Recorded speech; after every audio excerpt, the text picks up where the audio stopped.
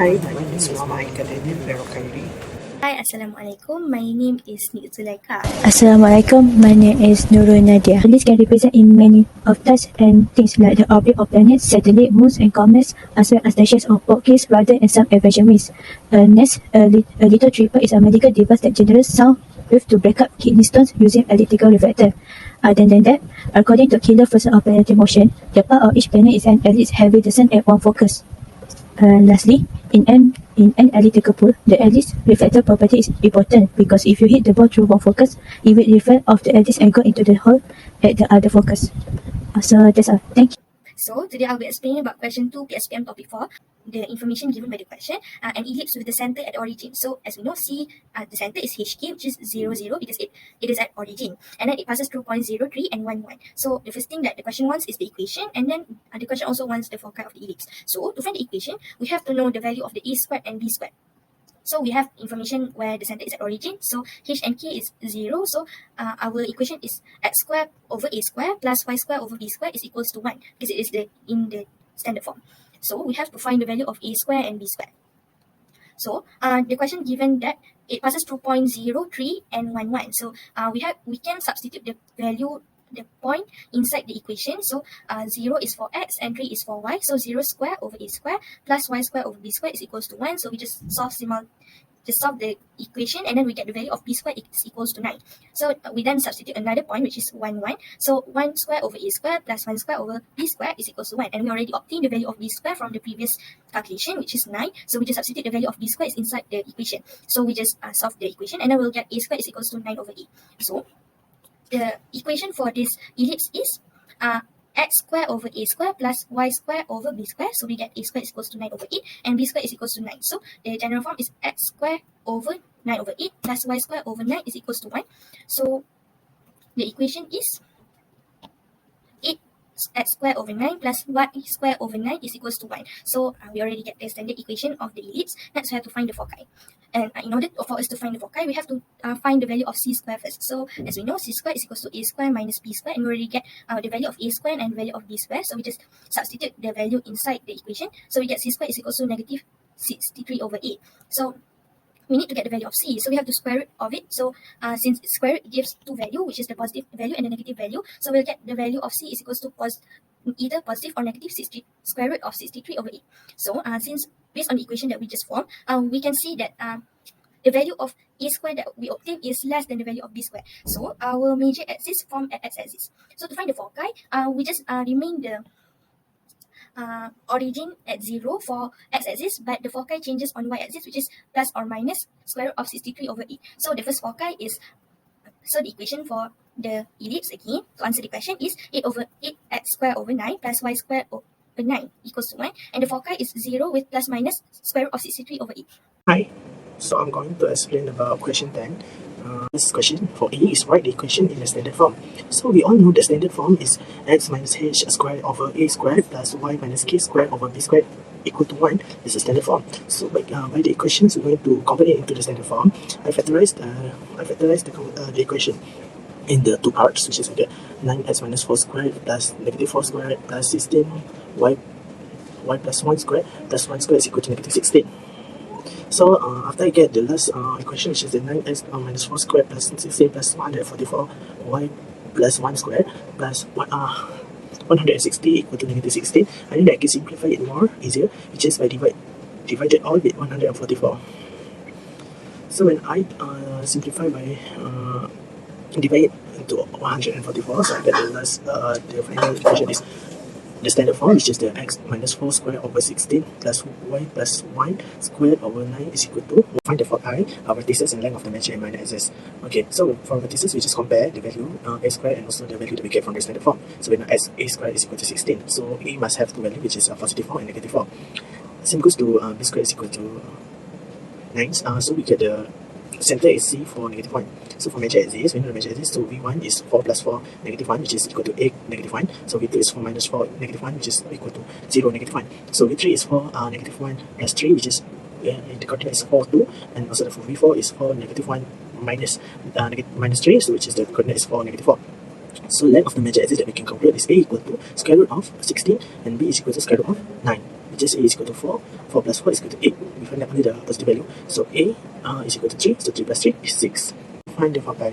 So by using the formula c squared over is equal to a squared plus b squared, we know the value of a and also the value of b squared. So we just insert the value. So we got 16 minus 9. So 6 squared is c is equal to plus minus square root of 7. So since a squared is under x, so measure axis at y axis.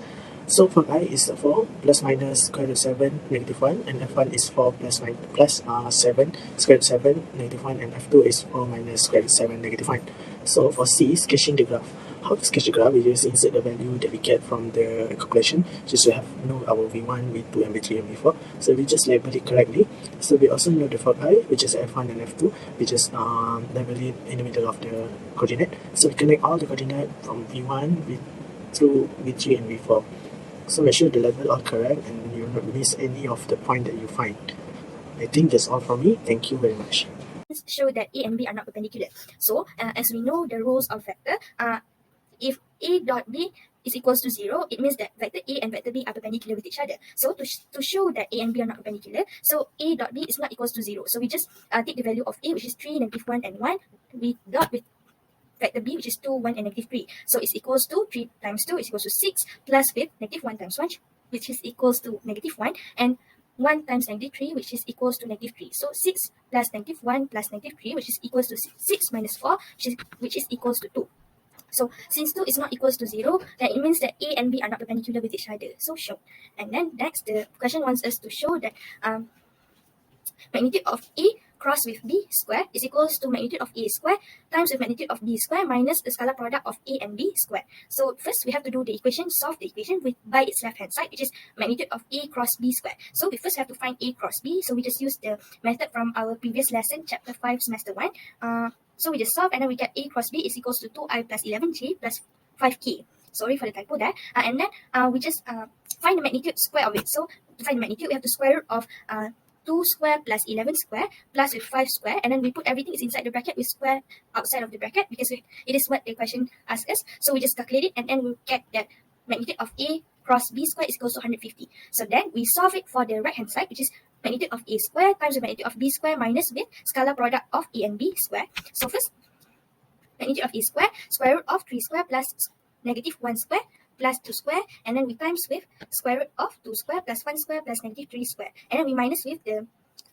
scalar product that we just found just now, which is equals to 2, so minus with 2 square. So when we calculate, we'll get that magnitude of A square times magnitude of B square minus scalar product of A and B square is equals to 150. So since 150 is equals to 150, which means that the left hand side is equals to the right hand side, so that is shown. Area of triangle in vector, the formula is 1 over 2 times vector PQ times vector 1 over 2 times vector PQ cross product with vector PR. So first we have to find the vector, the cross product of vector PQ and vector PR. So we just use the method and then we'll get that vector PQ cross with vector PR is equals to 3i plus 11j plus 5k. So the magnitude of the vector PQ cross with vector PR is equals to 3 squared square root of 3 squared plus 11 squared plus 5 squared, which is equals to square root of 180, which is equals to 5 set 6. So to find the area, it is 1 over 2 times magnitude of vector PQ cross product with vector PR. So 1 over 2 times with 5 set 6. So we'll get 5 set 6 over 2, which is equals to 6.1312 units squared. And then for the last question is that we have to find the Cartesian equation of the plane which possesses P, Q, and R. So as we know, the general equation for the plane is R scalar n is equals to A scalar n, or R dot n is equals to A dot n. So first we have to find the normal to the plane, which is the cross product of PQ with PR. So we find the cross product from the question above. So we just use the same equation, which is 5i plus 11j plus 3i plus 11j plus 5k. So we just found the normal to the plane. So we just substitute inside the equation. So R remains unknown, which is x, y, and z, and we dot product with the normal, which is 3, 11, and 5 is equals to 11. How do we get that? A dot n is by scalar product both A and n, and the value of A we use the coordinate of the point R, which is 3, 0, and 1. So 3 times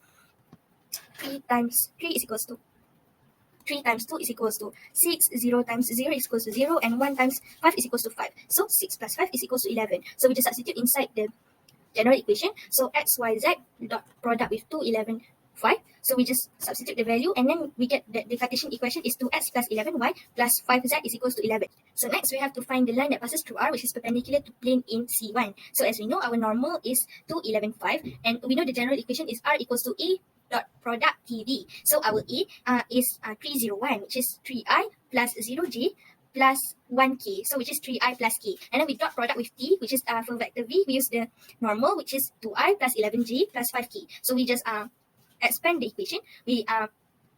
So we'll get 3 plus 2ti plus 11tj plus with 1 plus 5tk. So we just rearrange the equation. So x is equals to 3 plus 2t, y is equals to 11t, and z is equals to 1 plus 5t. So Cartesian equation is when t is on the left hand side all alone. So we just rearrange the equation. So for our first one, t is equals to x minus 1 over t is equals to x minus 3 over 2, and another one is t equals to y over 11, and t is equals to z minus 1 over 5. So our Cartesian equation is t is equals to x minus 3 over 2 is equals to y over 11 is equals to z minus 1 over 5. That's all from me. Thank you. So for our conclusion, many objects that we use in our everyday lives are based on ellipse. Because of that, it gives us the opportunity to use the item correctly because they are made correctly in the right shape. So that's why it's important for us to learn ellipse for our own benefit. So that's all. Thank you very much.